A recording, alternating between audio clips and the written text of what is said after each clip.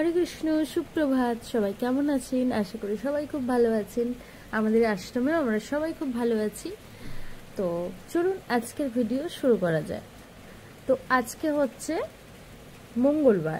মঙ্গলবারের ভিডিও আমি এখন আপনাদের সামনে প্রেজেন্ট করছি। তো মঙ্গলবারে আমাদের শ্রীধাম গুরুকুঞ্জ আশ্রমটা প্রথমে আমি আপনাদের দর্শন করাচ্ছি, তারপর তো ভেতরে যাবই। কি কর্ম হচ্ছে সবটা আমি আপনাদের দর্শন করাবো। তো সঙ্গে থাকুন, দেখতে থাকুন কি কি দেখাচ্ছি আমি আপনাদের।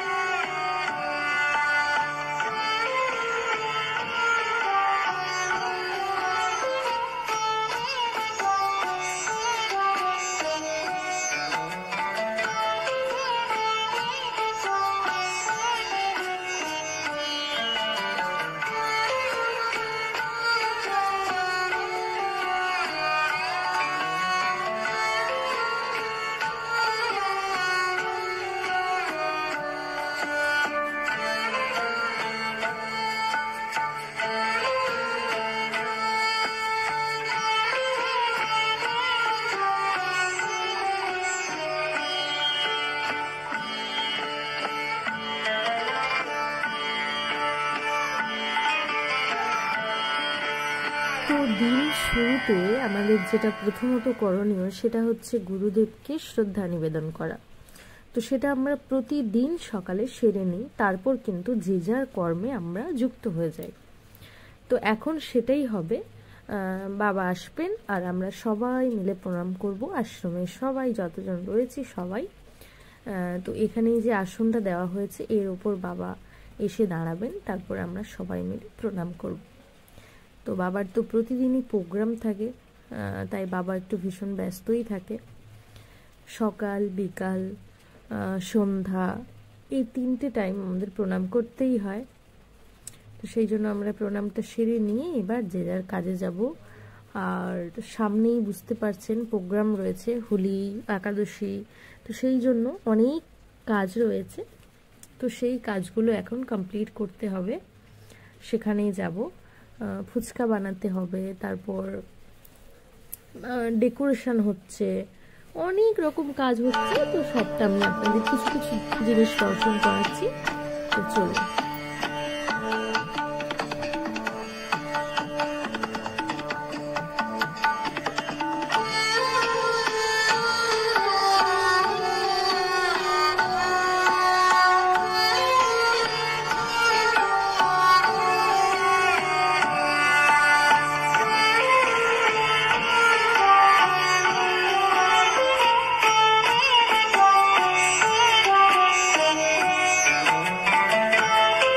তো চলে এলাম ফুচকার কাছে।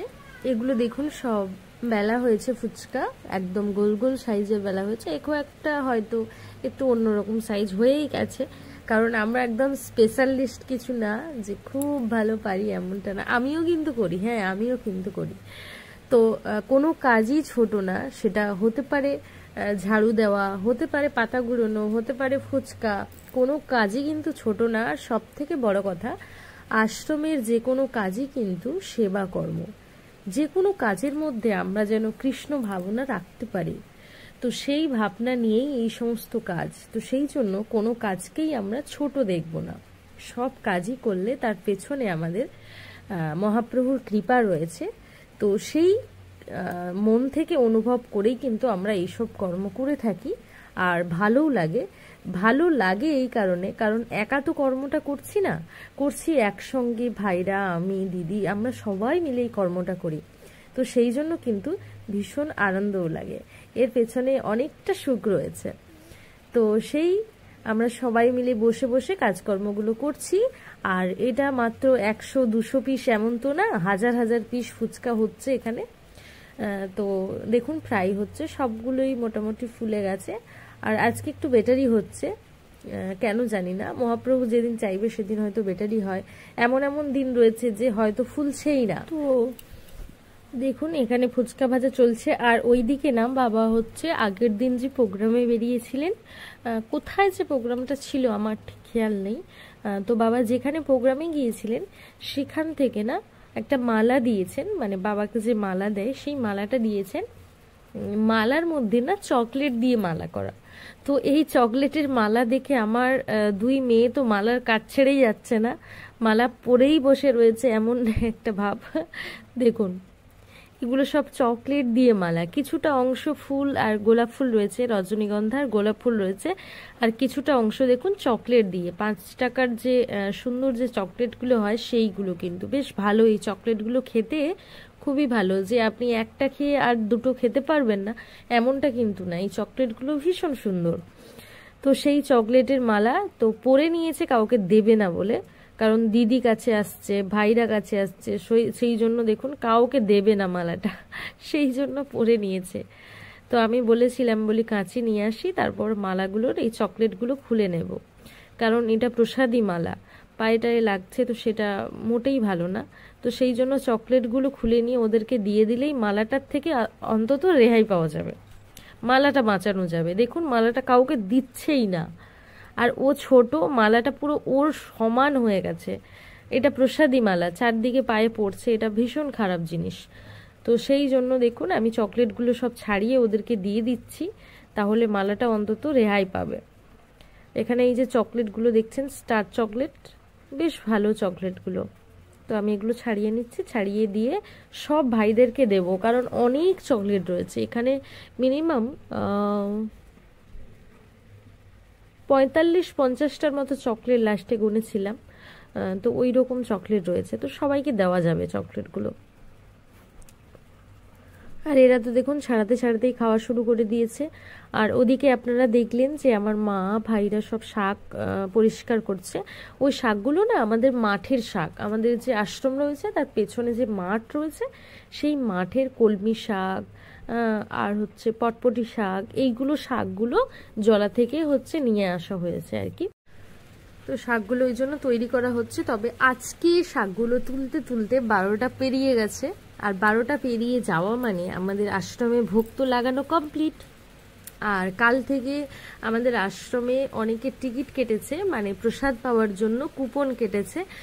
তো সেই জন্য তেনাদের মিনিমাম 12-13 জন কুপন কেটেছে, তো তেনাদের জন্য আজকে প্রসাদ হয়েছে। তো ভোগ লাগানো যেহেতু কমপ্লিট হয়ে গেছে, ভক্তরা কিন্তু প্রসাদ পেতে শুরু করে দিয়েছে, সেই জন্য আজকে আর কিন্তু শাকগুলো করা গেল না, আজকে পরিষ্কার করে রাখা হচ্ছে, কালকে শাকগুলো করতে হবে, আজকে আর করা যাবে না। 12টা পেরিয়ে গেলে আর কোনো মানে এই রান্না সংক্রান্ত যে কোনো কর্ম কিন্তু বৃথা হয়ে যায়, কারণ ওটা আর প্রসাদ পাওয়া যাবে না, প্রসাদে হবেও না, আর প্রসাদ না হলে আমরা পেতেও পারবো না। তো সেই জন্য এই শাকটা আজকে বাদ শাক থাকছে, কালকে আবার শাকটা নিয়ে বসা হবে, এই হচ্ছে কথা। তো চলুন মালাটা তো ওদের কমপ্লিট করে দিলাম, আর আমাদের রায় দেখুন সবাইকে দিচ্ছে চকলেটটা। আর এখানে বিকেল টাইমে চলে এলাম, বিকেলে বাবা প্রোগ্রামে যাচ্ছে। এই যে সব কাকুরা চলে এসছেন, কাকুরা মোটামুটি বেরোনোর 5-10 মিনিট আগেই তো কাকুরা সবাই উপস্থিত হয়ে যায়। তো এই যে কাকুরা সবাই চলে এসছে, কাকু ভাই সবাই চলে এসছে, তো এইবার কিন্তু বেরোনো হবে।